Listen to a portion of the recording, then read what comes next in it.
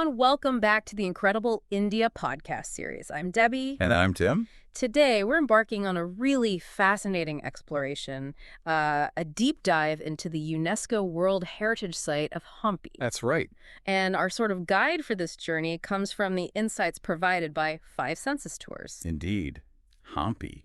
It's often called the world's largest open-air museum, Right. And it had this incredible status, apparently one of the richest cities anywhere globally back in the 15th century. This was under the Vijaynagara Empire. Wow, one of the richest globally. That really puts it into perspective, the kind of power and wealth we're talking about. Exactly. It's almost hard to imagine now, isn't it? It really is.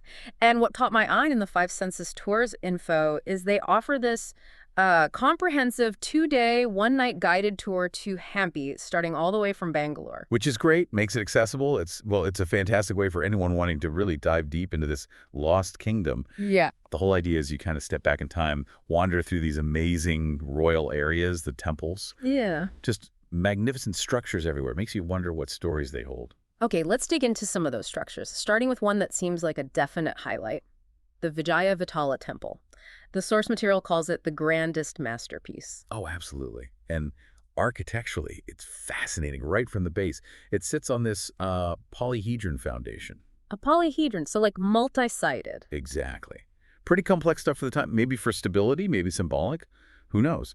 But the real showstopper, everyone knows it, is that world-famous stone chariot out front. Ah, yes. Made from rough quartz, apparently. I mean, just think about the skill needed to carve quartz like that. Incredible, right? And the details.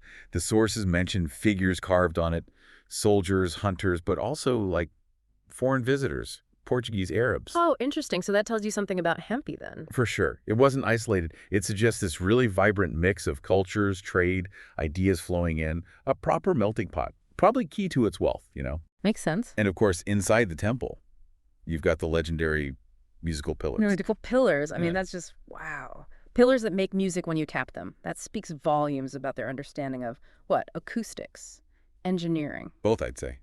The precision involved. Staggering. Mm. Okay, moving on. There's another key temple, Virupaksha. It has a really unique history in Hampi, doesn't it? It does, yeah. It's actually older than the main Vijaynagara Empire period, right? From the Hoysala time. Spot on. It's the oldest functioning temple there.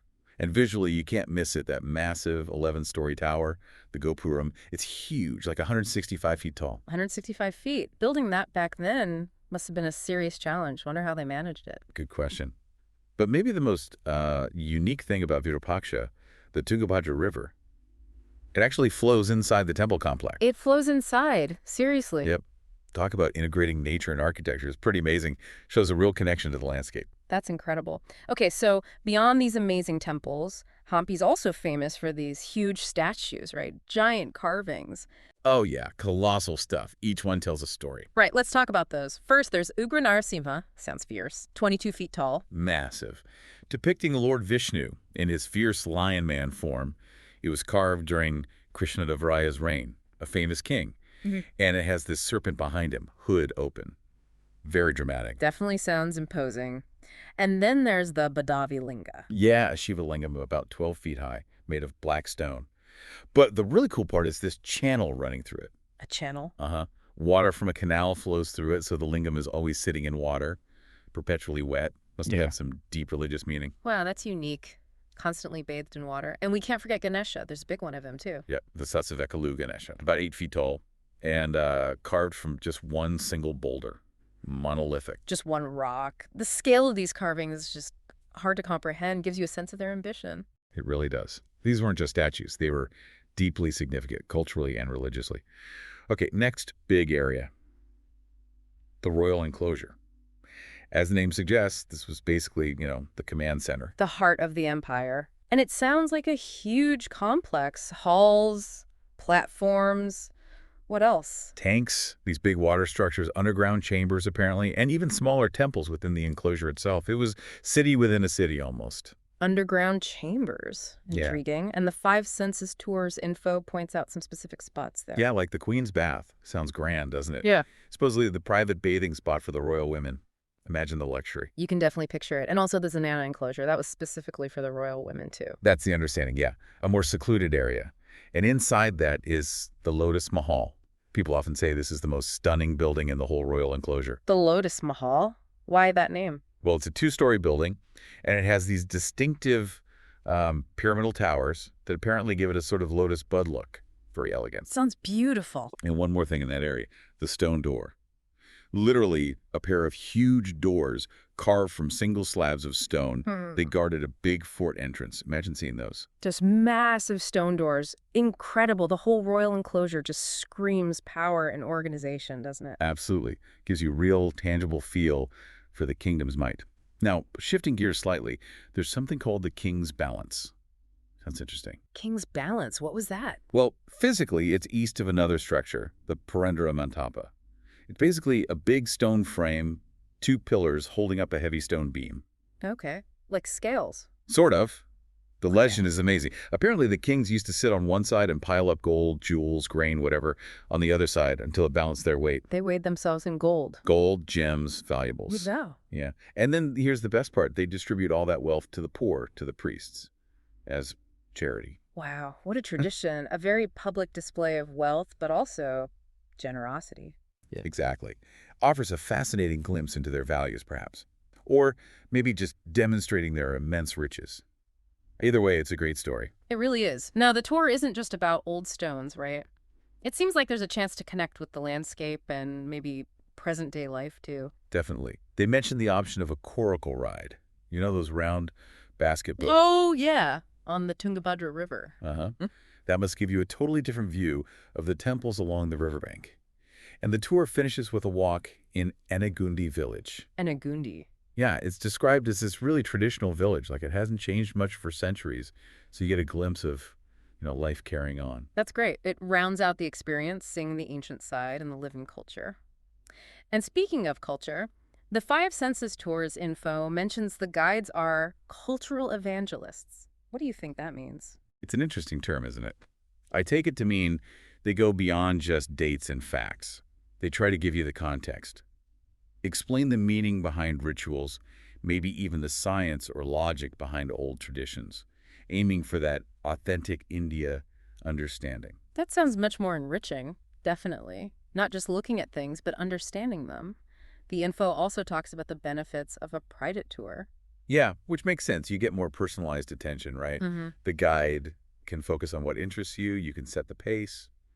Slower, faster, whatever. And the practical side, getting picked up and dropped off in an air-conditioned car from Bangalore, that's a big plus for a trip like this. Oh, absolutely. Makes the whole thing smoother, much more comfortable, especially with the travel time involved. I also thought it was really good that Five Senses Tours mentions their focus on the local community. That's a really important point. They actually train and hire local guides.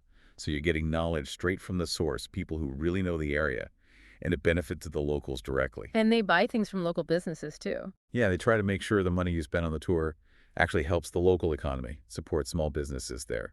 It's responsible tourism, basically. That's great to hear. So what do people who've actually done these tours say? Any TripAdvisor feedback mentioned? Yep, quite a bit. Lots of positive comments. People mentioning guides by name, like Rajesh, saying how knowledgeable and passionate they were. Same for drivers. Harish, Manjunath, Murthy, friendly, professional. Good experiences with the hotel, too, Hotel Maliji. That's always good to know. The human element is so important on a tour. What else did people like? Well, the food got good mentions. People enjoyed the local cuisine. Also, the drive itself, surprisingly, apparently, the landscape on the way from Bangalore is quite beautiful. And guides being flexible, like someone wanted spicier food and they sorted it out. Haha, nice. Little details like that make a difference. Totally. One person said it felt like walking through the sets of a historical movie, which really paints a picture of Hampi's atmosphere. Oh, I can imagine that feeling. Yeah. And another interesting note, someone mentioned the G20 summit was happening nearby during their tour. Shows Hampi is still relevant, still a place of significance. That's fascinating. Still on the map, so to speak. Anything else from reviews?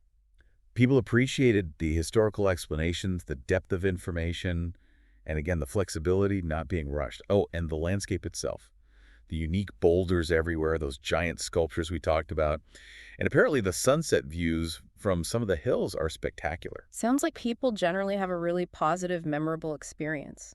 Okay, let's quickly cover the practical stuff. Pricing for this 2-day Hampi trip. It varies, as you'd expect. Depends on how many people are traveling. They have different rates for like groups of 4 or more than for 2 or 3 people, and then for a solo traveler. Makes sense. And what's included in that price? It seems pretty comprehensive. You get the pickup and drop off from your hotel in Bangalore, travel in an AC vehicle like an Innova or a sedan, the guide for both days. All the entrance fees to the monuments are covered. And one night's accommodation with breakfast included, either in Hampi itself or nearby hospital. Okay, so it's a neat package deal, covers most of the essentials, and they give an idea of the itinerary, what you actually see. Yeah, they lay it out. Day 1, you get picked up, head out. Stops include Malivanta Hill, the Queen's Bath, the whole royal enclosure area, Mahanavami Dibba platform, that excavated stepwell or tank, Razarama Temple, the elephant stables, and those big statues, Ugra Narasimha and Badavalinga. Wow, that's a packed first day. So much history right there. What about day 2? Day 2 keeps going. You see the Sasavgakalu Ganesha, then Himakuta Hill, great views from there, apparently. The main Virupaksha temple, that riverside walk, the King's Balance we talked about, the amazing Vittala temple complex, and then that walk through Anagundi village before heading back to Bangalore. It really sounds like they cover all the major highlights, doesn't it? Yeah. A really well thought out trip to get the most out of those 2 days. Seems like it. Covers a lot of ground, gives you a real sense of the place. And finally, if this taste of South Indian history gets you hooked, Five Senses Tours mentions other related tours too. Briefly, yeah. They do trips to Mahabalipuram, famous for those shore temples, often called India's most visited monument. Also, Kanchipuram, loads of temples there too, but also famous for its silk weaving. Ah, Kanchipuram silk, right. Exactly. And Pondicherry, which is that unique French colonial vibe, plus connections to Indian philosophy and Oroville nearby. So yeah, lots more to explore if Hampi sparks your interest. Well, this deep dive has definitely shown just how incredibly rich Hampi is, historically and culturally. It really feels like a must-see destination. I completely agree. And doing it via a guided tour from Bangalore, like the one Five Senses Tours offers, seems like a really smart, convenient, and enriching way to experience this amazing UNESCO site. Absolutely. So for anyone listening who's now thinking, I need to see Hampier, getting in touch with Five Senses Tours is easy. Listeners can send an email to contact@fivesensestours.com. That's the number 5, sensestours.com. Right. You can also call or send a WhatsApp message to +919-845-677-446. We'll put those details in the show notes too. It really is an invitation, isn't it, to just step back centuries. Imagine yourself walking among those incredible ruins, hearing the stories, feeling the history. It must be quite something to experience the grandeur of the Vijaynagara Empire firsthand like that.